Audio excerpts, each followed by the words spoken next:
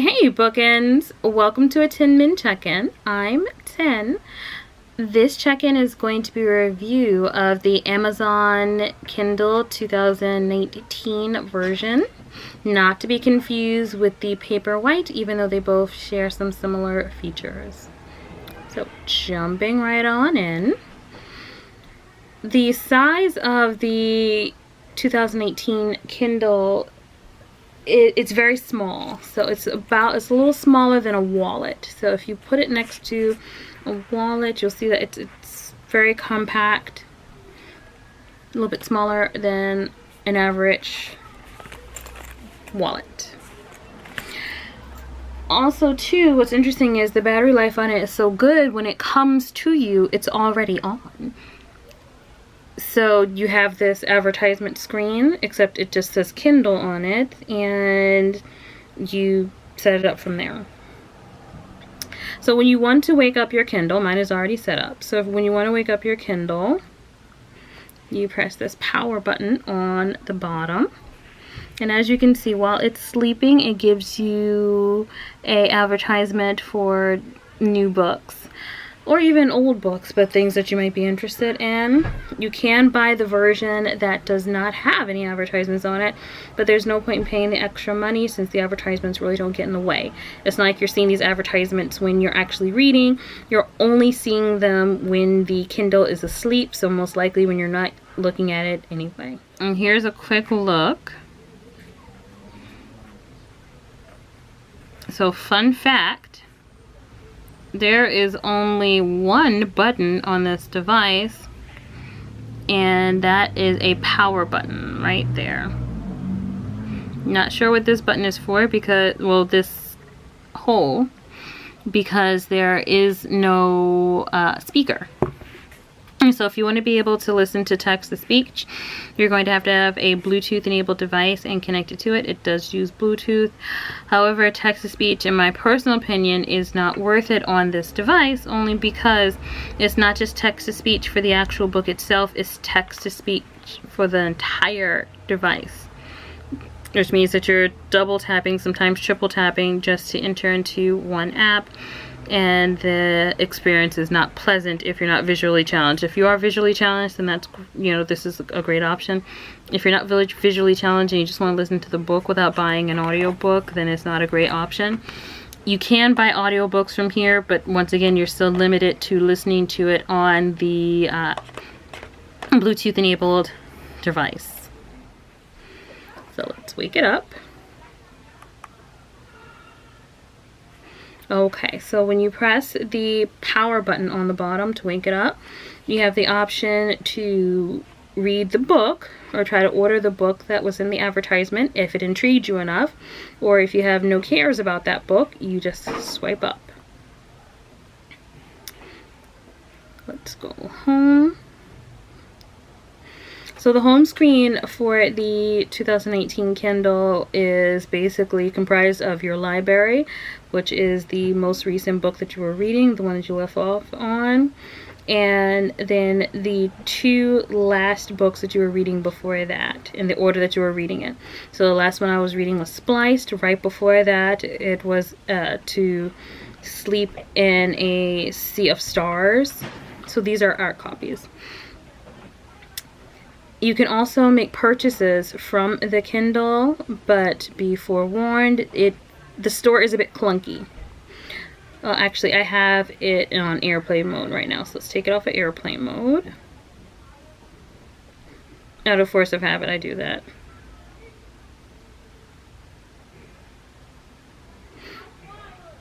Okay.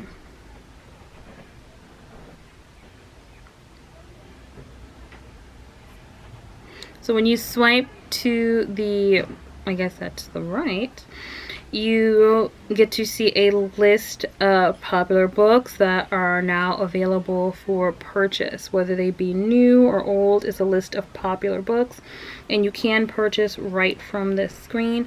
However, the purchasing process, once again, is a little bit clunky if you're used to using the Kindle Fire or the Kindle app on another device. And to get a good look at the menu, we have Home, Back, settings, Goodread, of course the store, and then search. One of my favorite features about this Kindle is, in fact, let me not tell you, let me show you. So I'm going to turn on airplane mode because I like to leave it on airplane mode.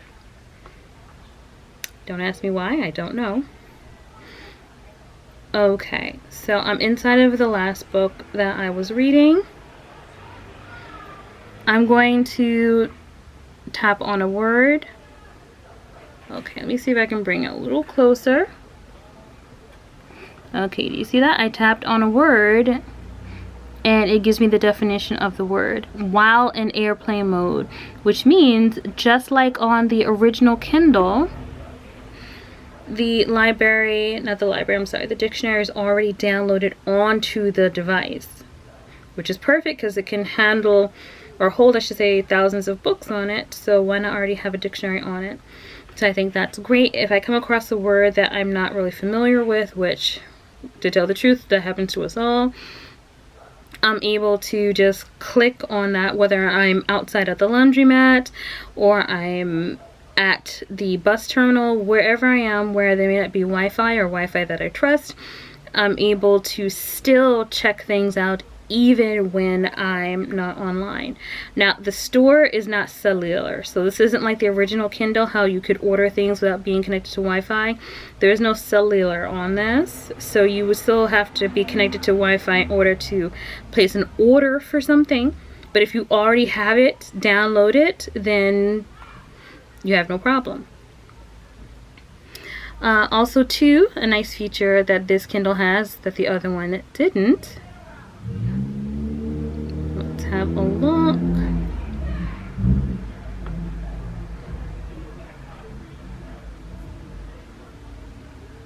When we go into settings, you can see it has a backlight. So you can either have it super bright or super dark. So let's see how this looks in different lighting. So right now, of course, you know, we have it lit. So let's turn off the lights and see what happens.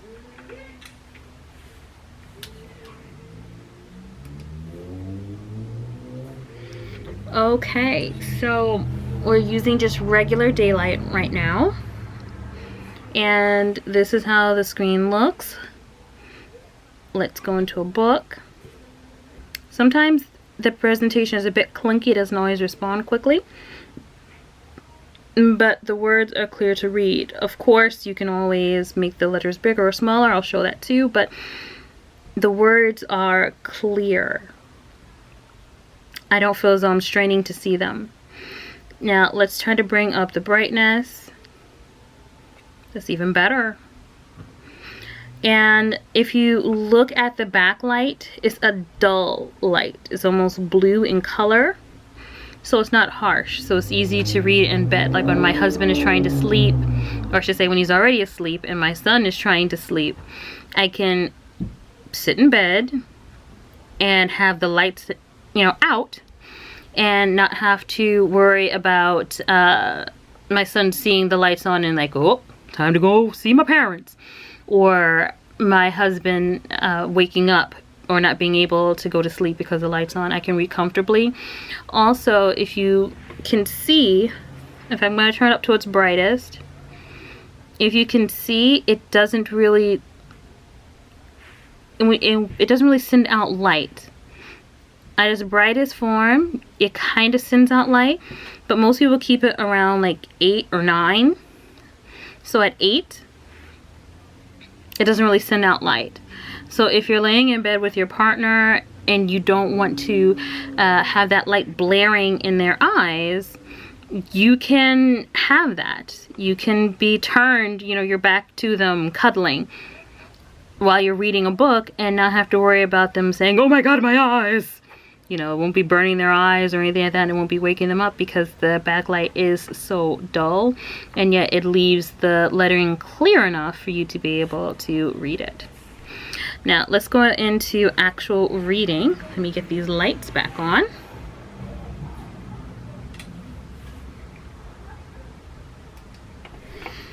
Okay.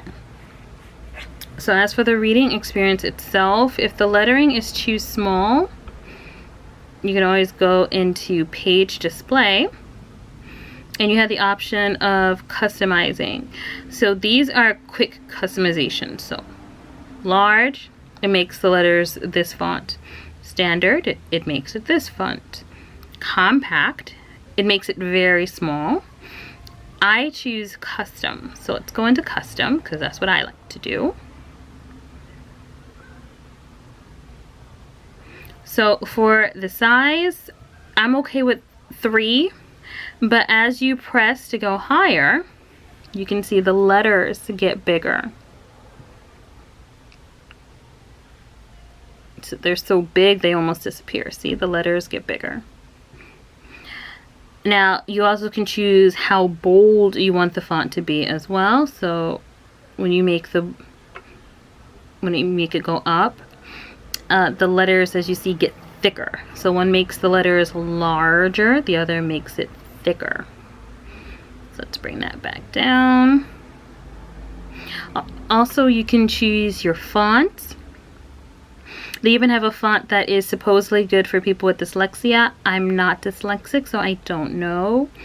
I have dyscalculia, depending on how you say it. So this is for people with dyslexia. I don't know if it works. I just left it on Bookly, or Bookerly, which is the one that it came with.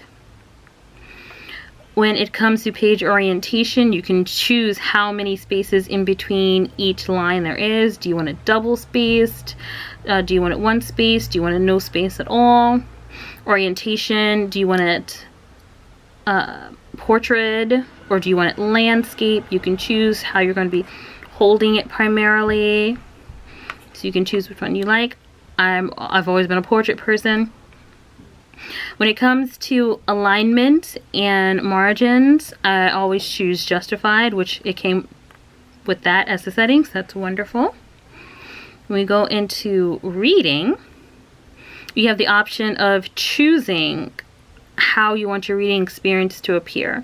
So do you want to know what location you are in the book, with every page swipe? Do you want to know just the page number? So location would be, when I type on location, it says location 27. When I tap on page in book,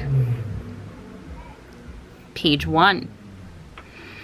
When I tap on time left in chapter, which is not always reliable because of course we all read at our own pace. Now, I'm not sure what the pacing they use, but it says 1 minute. And time left in book, which of course once again is not reliable, because it depends on the pace of the person themselves. But if you look at it, it says 39 hours and 27 minutes left. So what I like to do is, let's go back and, oop, nope.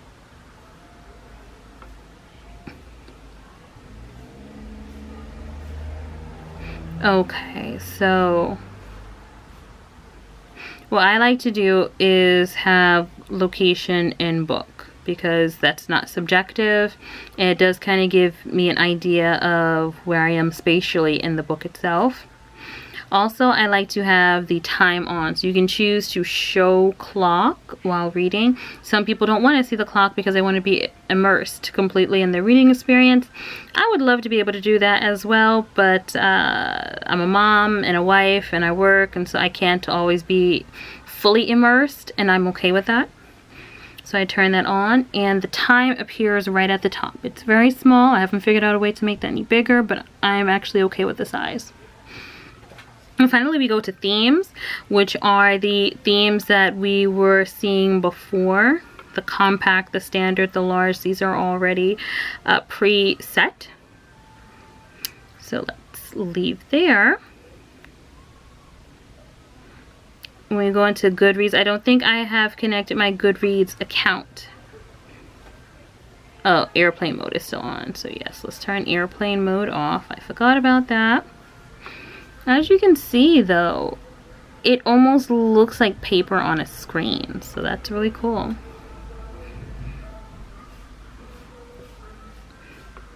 Are you done loading, Kindle? So it does bring you into your Goodreads, and so that's wonderful. I guess when you sign in with your Amazon account, it brings you into your Goodreads. So that is wonderful. And now to give you just a look at the actual store. So this is what the store looks like. So for this, it is a scroll up and down, but you still end up having to move to the left or right eventually. And the options that we see are generally based on the buying habits of the owner. So I read a lot of Star Wars for pleasure, not for review, just because I like Star Wars. And so it has Rebel Rising and Leia, so that's for me. My mom reads a lot of hair books on hair, so there are some hair book suggestions here as well. So there isn't really a lot that the Kindle, the 2019 Amazon Kindle does aside from be a really good e-reader, and that's really all it's meant to do. It is more expensive than the Kindle Fire for reasons I am not sure about. I was able to get it for about $64 or so on Amazon because they were having a sale, but normally it's around $89. And the Paperwhite, of course, is more. The Paperwhite is larger, but I don't really see the need for a larger device. I will say that there was a bit of a muscle memory issue for me because this is so much smaller than what a regular tablet feels like and is. Also, it weighs a lot less than a regular tablet. It's very thin and it's very light, and so my hands had to get used to holding this smaller device, which is larger than a phone. The ice cream man's here. But yes, the device that's larger than a phone, but smaller than your average tablet. Now, something that's really cool, so my mom has this is either the original Kindle or the second, it might be the second generation Kindle, but it's one of the earlier on ones with all the buttons, and I bought her like the skin for it when it first came out, but you can see it has the full Curie board. It has the directional keys located on the side. Has the Kindle information on the front. And that delightful toggle. So this is like a time warp for people who used to use this. But in all honesty, this device, the original Kindle, is lightweight as well. They both texturally feel around the same. Like the textures feel the same. This one feels, you know, the newer one feels rougher. I'm sorry, the older one feels rougher. But that may have something more to do with time and age more than the actual device itself. One thing I will say, because this is over 10 years old, if you look at the pigmentation on this screen, it was great for its time, but it looks a little washed out as opposed to the pigmentation on this. If I can get them side by side. The pigmentation is a little washed out. But aside from that, in fact, let's just see how they both look with the lights out.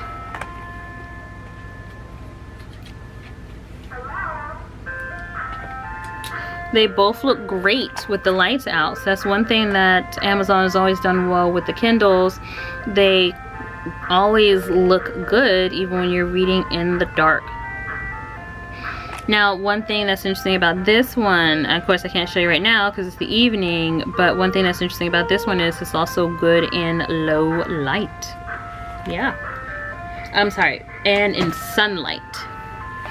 So when I'm waiting in the food line to get, you know, into a store because of COVID-19, I'm able to read this while I wait 45 minutes, 30 minutes, an hour or so in line to get into the store with the sun blazing down, and I can keep myself entertained during hard times and not have to worry about shading or, you know, doing like this so I can see it. Unlike with my phone or when I have the Kindle on the Kindle app on a tablet. Overall, I am pleased with it. I don't think I would have paid the $89 that it is normally worth. Because it was on sale, I was more than willing to pick it up because it was around the same price as a Kindle Fire, and I already have a Kindle Fire, so I thought it would be cool to get this. So it is around the same price as a Kindle. It was around, I should say, the same price as a Kindle Fire. But right now the price went back to the $89, so it is higher than a Kindle Fire, or at least a Kindle Fire that's comparable to around this size. But this has been a 10-min check-in, which has come in the form of a review for the Kindle. Amazon Kindle for the 2018 model. Thank you so much for watching. If you like what you see, please like and subscribe. Bye, bookends.